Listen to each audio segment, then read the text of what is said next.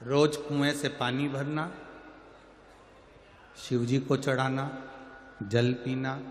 साधु संत यही क्रम पूजन पाठ का करते।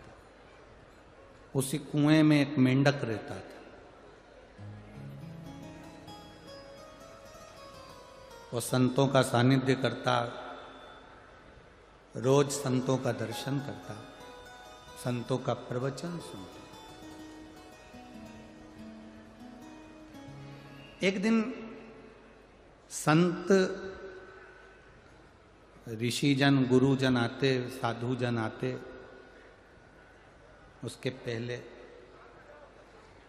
एक सांप, पानी में बहुत जहरीला सांप पानी में गिर गया, मर गया।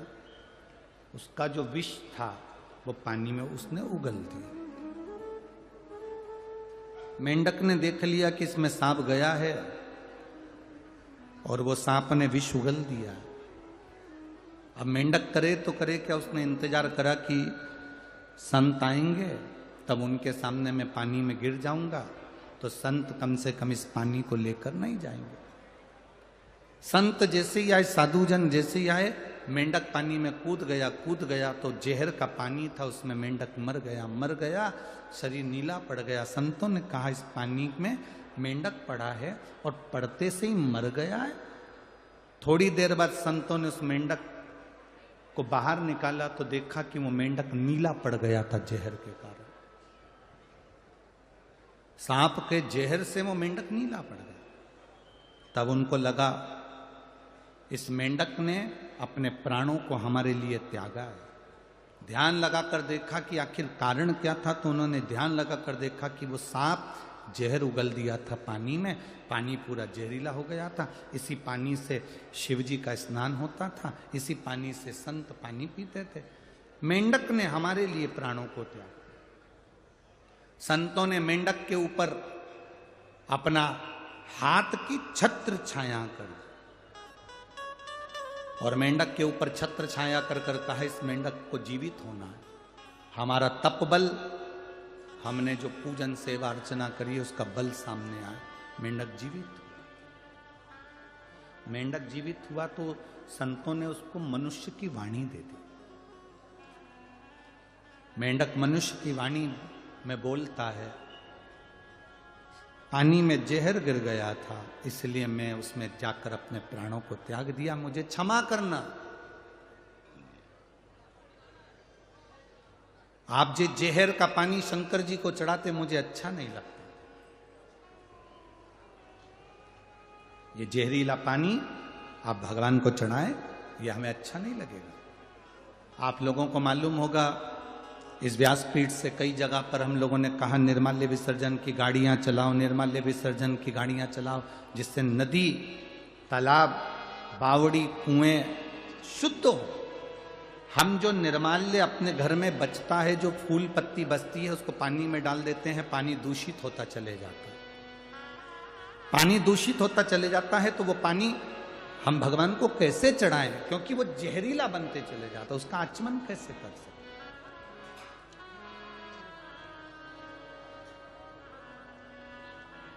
आपको कथाओं के माध्यम से कहा कि अपने घर से एक लोटा जल ले जाया करो, शिव जी को जल चढ़ाया करो, क्योंकि तुमको मालूम है तुम्हारे घर का जल कितना शुद्ध है। हम दूसरी जगह का पानी उठाकर महादेव को चढ़ा रहे हैं, वो पानी में कितना क्या विष मिला है, क्या मिला है, हमको अंदाजा नहीं है। वो कितना दूषित है ये हमको अंदाजा नहीं है। आप में से कोई माता ऐसी है जो भगवान को दूषित जल देती होगी, बेकार पानी देती होगी, कहीं खड्डे का गंदा पानी भरकर चढ़ा देती होगी? कोई नहीं है ना।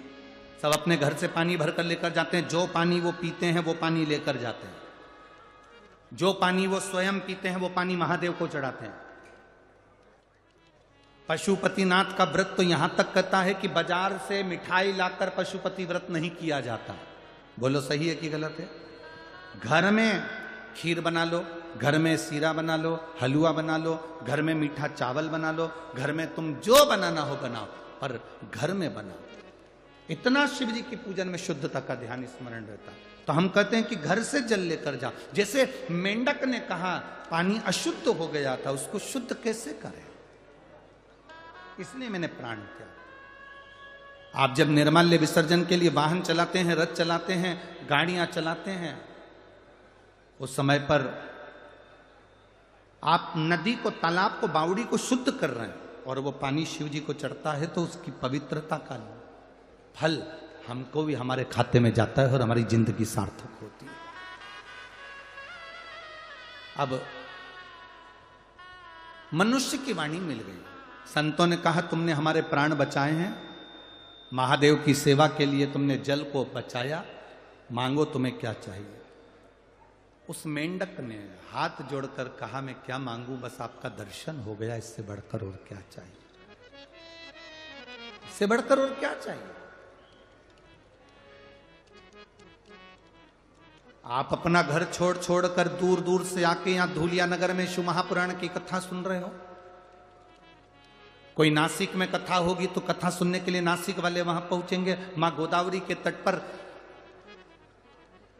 कुंभ का जहां मेला भराता है पंचवटी में, जिस नासिक में साधु संत सन्यासी तपस्वी साधक उपासक 33 कोटि देवी देवता, जिस नासिक में, जिस पंचवटी में स्वयं राम गोदावरी का स्नान करने के लिए तरसते हैं, ऐसी पंचवटी में हमें शिव पुराण की कथा गंगा रूपी मिल जाए, इससे बढ़कर और क्या चाहिए।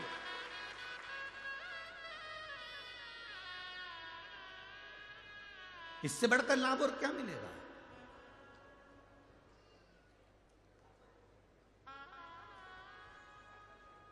महाराज शिव महापुराण की कथा कह रहे, भगवान शंकर की कथा वर्णन कर रहे, शिव कथा कर रहे।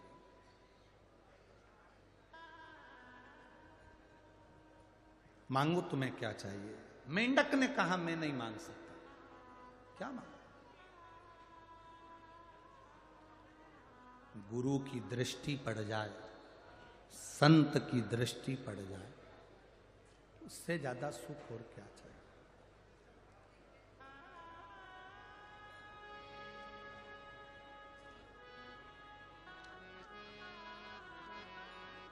अब संतों ने कहा मांगना तो पड़ेगा, क्योंकि किसी गुरु का जब दर्शन होता है तुम नी भी मांगते तो परमात्मा खुद दे देता है। असली गुरु का यदि दर्शन हुआ है, असली गुरु का यदि दर्शन करा है, तुम नी भी मांगोगे तो भी वो दे देगा। आप ना मांगे तो भी वो देगा।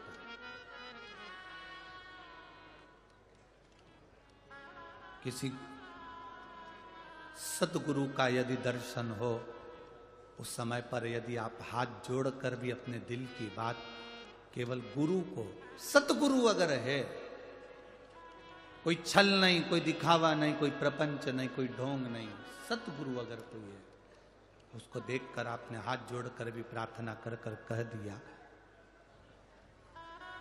निवेदन कर लिया, खाली ना जाता कोई दर से तुम्हारे, खाली न जाता कोई दर से तुम्हारे, मैं भी खड़ा हूँ नदी बाहर बसाए, अपने हृदय से लगा लो, लगा लो, गिरा जा रहा हूँ, उठा लो,